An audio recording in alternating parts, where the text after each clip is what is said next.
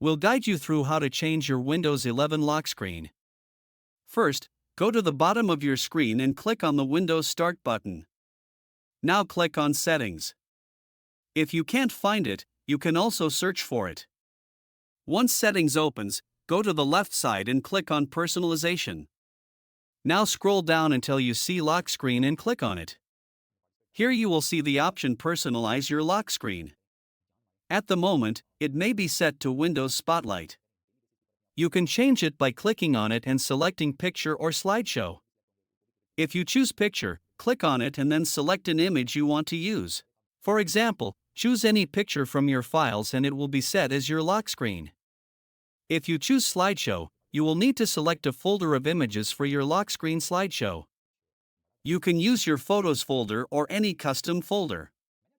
Once selected, your lock screen will update automatically. Now go back and lock your PC to see the new wallpaper in action. And that's it, you've successfully changed your Windows 11 lock screen. If this video helped, don't forget to like, subscribe, and I'll see you in the next one.